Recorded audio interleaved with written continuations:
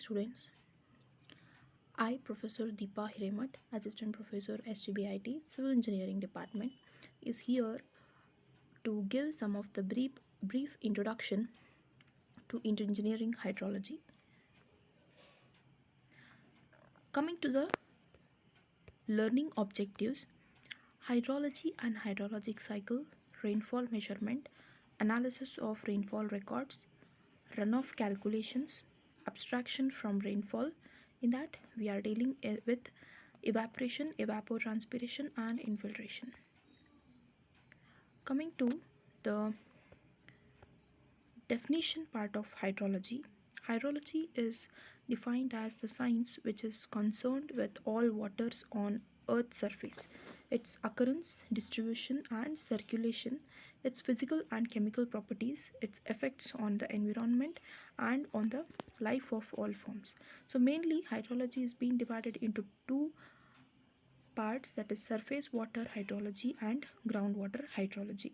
There are several definitions of hydrology where the hydro means water and logy means science, so it is basically the water science. So in the broader sense, hydrology is the science which is concerned with all waters on earth, its occurrence, distribution, and circulation, and its physical and chemical properties, its effect on the environment, and on all life of all forms. That is, we are mainly dealing with the occurrence of water, distribution of water, and the circulation of water, and also its physical and chemical properties, which affect or give, which will give its effect on the environment. So coming to the next part, that is the hydrology and hydrology cycle.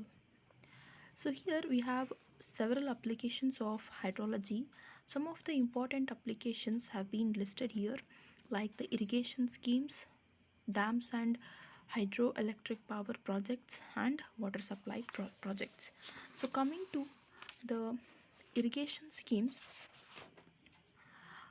so provision of adequate storage facilities at the irrigation and other multi-purpose projects, either to irrigate the area under the project or to meet the demands of other purposes, is the essential part of the design. So whenever we are going to design the irrigation dams or other multi-purpose project dams, the first thing will be to irrigate the area under that project and also to meet the demands of the people residing over that area. So, in arriving at the storage capacity of the reservoir, we require the evaporation, seepage, and other losses, and they must be properly accounted. So, this requires the information on the hydrological variables. So, here the variables which we are going to estimate are the runoff, infiltration, and evaporation. So, till recent times, the practice has been only to design the project in isolation with the available data at the proposed site. So, it has been proved beneficial to use the system approach, that is integrated approach, in designing as a whole in its entire entity. Okay, so a large river basin is taken as system, and all the projects in the system together, they optimally designed and operated to achieve the stipulated objectives. So here basically the irrigation schemes require the knowledge of hydrology, because we need to estimate the evaporation, runoff, and also the infiltration capacities in a particular area. So coming to the dams and hydroelectric power projects. So let me take up with the first with the dams. So in the dams, we are going to design the structures related to water, such as dams, spillways, culverts, and highway bridges and rail bridges. So they may be considered to consist of three parts. One is hydrologic design, hydraulic design, and the structural design. So in the hydrologic design, we are going to deal with the estimation of quantities of the water that needs to be handled at the site structure. So how much is the quantity of water that we are handling at the site structure, that estimation we require in the hydrologic design.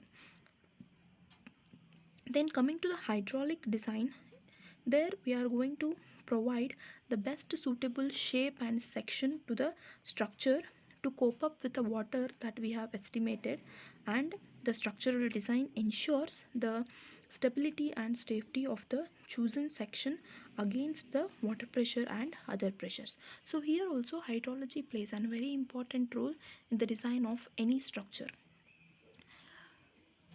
So lastly, it is regarding the hydroelectric power projects.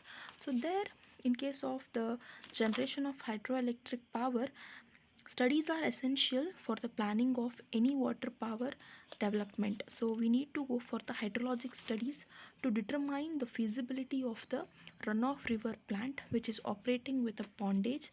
A reliable prediction is needed to get the absolute minimum daily flow that can be expected in the stream, and of the percentages of the times that various other flows may be expected to exist. So we need to get the reliable flow duration curve, and also we need to study the absolute minimum flow that needs to be decided to decide the prime capacity of the plant. So in order to generate hydroelectric power, we require the knowledge of hydrology. So that is the third part or third application of the hydrology. Then lastly, we have the water supply projects where